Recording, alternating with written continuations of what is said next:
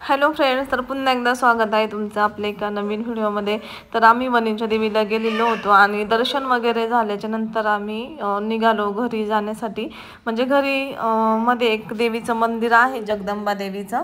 तर ते वणीपासून जवळच आहे, तर तिथं पण आम्हाला जायचं होतं. आणि इकडून केदराई मातेचं पण मंदिर आहे जवळ. तर आम्ही मागच्या वेळेस आलो ना, तर त्यावेळेस केदराईला पण गेलो होतो.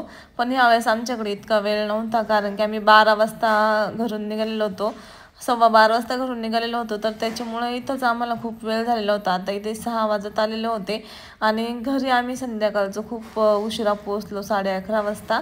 तर त्यामुळं मग केदराई मातेला आम्ही नाही गेलो, कारण तिकडं पण खूप गर्दी असते आणि ते थोडंसं लांब पण आहे इथून. तर त्याच्यामुळं मध्ये एक जगदंबा मातेचं मंदिर आहे, तर तिथे आम्ही निघालो होतो आता जाण्यासाठी.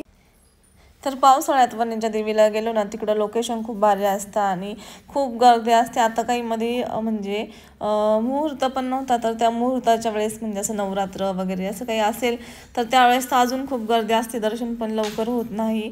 पण आम्ही मध्येच गेलो होतो, तर वाटलं नव्हतं एवढी गर्दी असेल, तरी पण इतकी गर्दी होती, खूप प्रचंड गर्दी होती.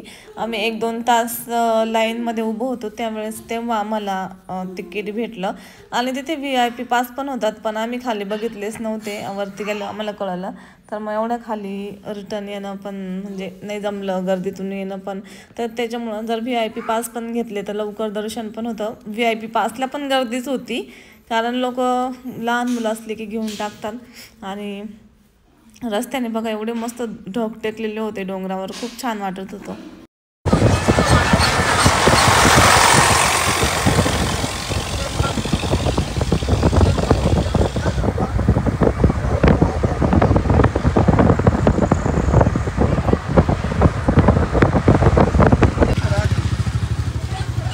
तर फायनली पोहोचलो आम्ही वणी गावामध्ये. आणि इथे एक जगदंबा मातेचं मंदिर आहे. म्हणतात वणीला गेल्यावर इथं आलं पाहिजे.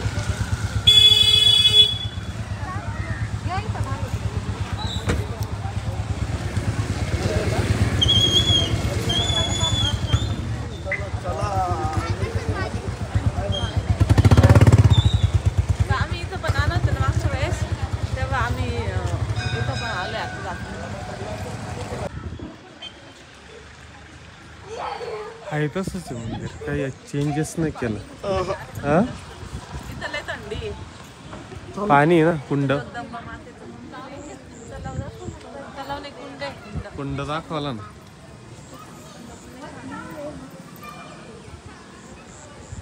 किती पाणी आहे ना त्यात. हा ना, किती पाणी आलं पावसाळ्यात. तिकडं पण एक कुंड आहे अहो. हा आहे ना, तिकडल्या बाजूला एक, इकडनं एक कुंड आहे, कुंड. तर 2 वर्ष आधी तुम्ही लॉगमध्ये बघितलं असेल हे मंदिर आणि वणीच्या देवीचं मंदिर. इथे पप्पांना आम्ही चाललेलो होतो आणि इथे ना आपले एक सबस्क्रायबर होते, तर त्यांनी आम्हाला फोन करून त्यावेळेस बोलवलेलं होतं. आणि तेव्हा आम्हाला हे मंदिर माहीत झालं, तर त्यांनी आम्हाला सांगितलं होतं की इथं ना या मंदिरामध्ये जा. म्हणजे असं इथं दाखवलं होतं हे मंदिर, आम्हाला काही माहिती नव्हतं आधी. मग त्यावेळेस ना मम्मीने इथं ओटी भरण वगैरे कबूल केलं होतं आणि वणीच्या देवीला पण कबूल केलेलं होतं. तर मग आता विरा झाली आणि मग त्यामुळे इथं ओटी भरण वगैरे देण्यासाठी आम्ही आलो होतो. वणीच्या देवीला पण मम्मीने दिलं आणि केदराईला पण जायचं आहे आम्हाला. तिथे पण ओटी भरून वगैरे द्यायचं, पण आता वेळ नव्हता म्हणून आम्ही नाही गेलो. कारण आमचं अचानक ठरलं ना, 12 वाजता ठरलं, कारण जायचं डोक्यात पण नव्हतं. अचानक डोक्यात आलं जाऊ म्हणून. आणि नंतर खूप पावसाळा जर चालू झाला ना, तिकडं जायची खूप भीती वाटते, कारण वणीला खूप पाऊस असतो. मागच्या वेळेसच आम्ही येऊन गेल्याच्या नंतर 2 दिवसांनी ढगफुटी झाली होती. त्यामुळं जास्त पावसात जायला पण भीती वाटते, असं बाहेर कुठं जिथं जास्त पाऊस होतो तिथं. तर इथं ना गणपती, बाकीचे सगळे मंदिर आहेत, तिथे आम्ही सगळे मस्त दर्शन घेत होतो. आणि ना अधूनमधून असं देवांच्या ठिकाणी जर आपण गेलो ना, तर तिथून आपल्यासोबत पॉझिटिव्ह एनर्जी पण येत असते आणि चांगलं असतं. एक म्हणजे धार्मिक स्थळाला भेट देणं पॉझिटिव्ह पण वाटत असतं मस्त. तर त्याच्यामुळं आम्ही ना अधूनमधून असं जात असतो बाहेर देवांना कुठंतरी. तुम्ही बघतच असतील आपल्या लॉगमध्ये. आणि लहान मुलं असले ना, जास्त करून पॉसिबल नाही होत खूप जास्त हिंडायला, कारण आता आम्ही लहान बाळ नसतात आम्ही केदराईला सुद्धा गेलो असतो.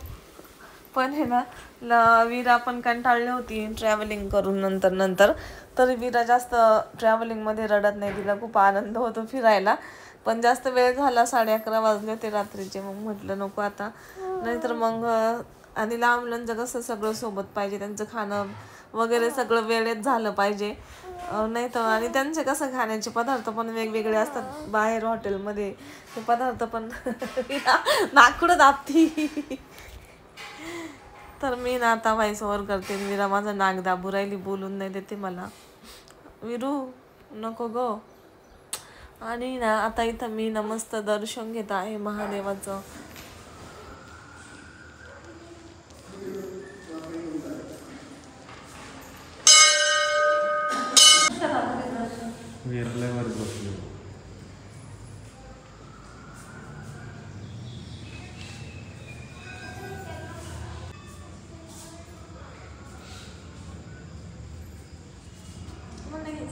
घेतलं.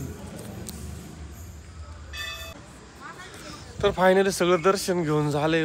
वणीतलं गाव वगैरे सगळं. ना आता आम्ही निघणार आहे घरी. सगळे मेंबर आता गारटलेले थंडीना, जर्किंग घालून यावं लागत सगळ्यांनी. मम्मी कुठे गेली?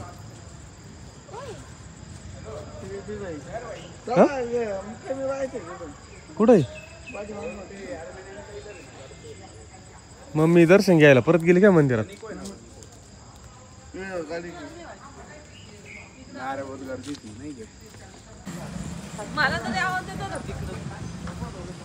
कसं वाटलं देव करून?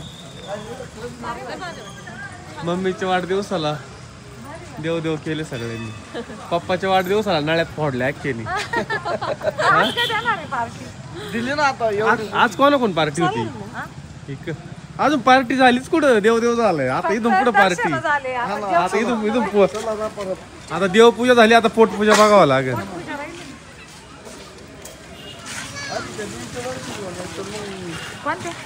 आता कोणती आता कोणती राहिली? हा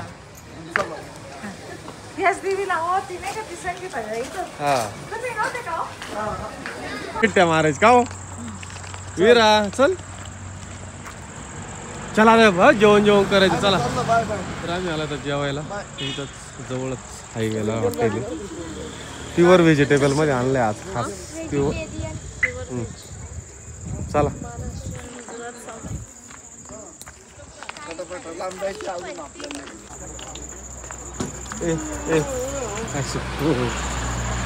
विरा कुठे आहे? विरा तिला नाही यायचं का?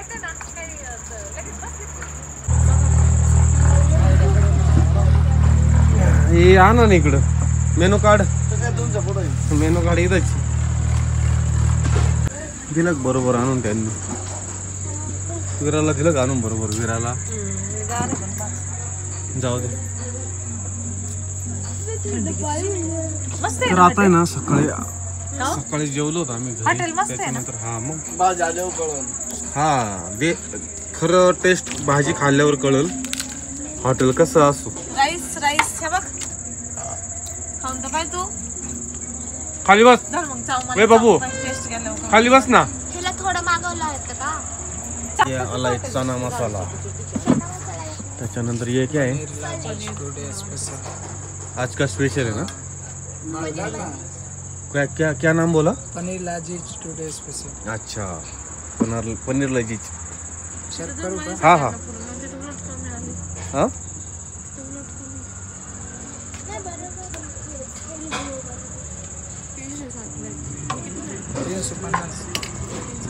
और ये वाला चना मसाला 140 रुपये. वो अपना रेगुलर है चना मसाला.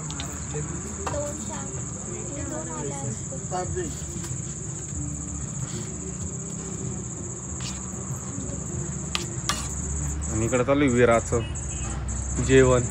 तिच्या हातानेच खाऊ राहिली का आता?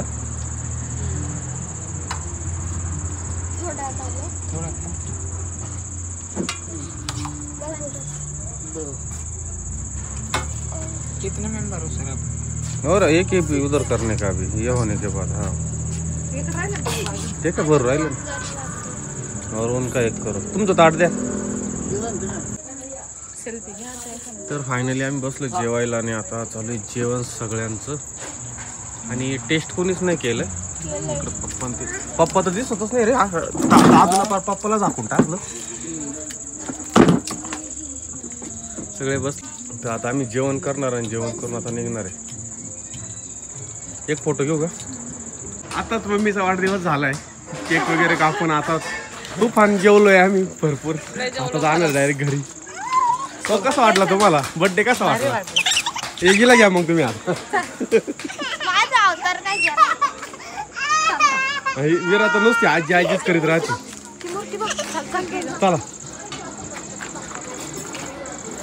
आणि ना बरं का असं मला हॉटेल पण लय आवडलं. हॉटेल येईल ना तिथं. मोबाईल बिबाईल घेतले सगळे व्यवस्थित. चल ना मग.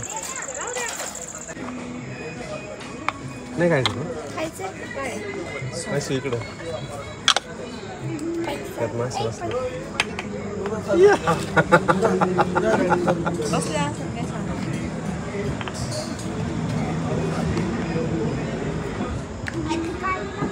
तर फायनली आता आम्ही निघालो एक घराकडे आणि आम्हाला ना याची डिझाईन लय आवडली होती म्हणून आम्ही वळालो होतो. खरं खर्च विचारला हॉटेलचा तर 30 लाख रुपये ओनली फक्त बांधायचा खर्च 30 लाख आहे. वर पण आहे का? सगळं वेगळं त्याच्यामध्ये. याची लाईफ लॉंग नाही ना. तुम्हाला सांगायचं जर वार आलं ना पटकन उचकून जाईल. उचकायचा नाही विषय पण बांबू लाकूड खराबच होत चालतं ना. खराबच होतं.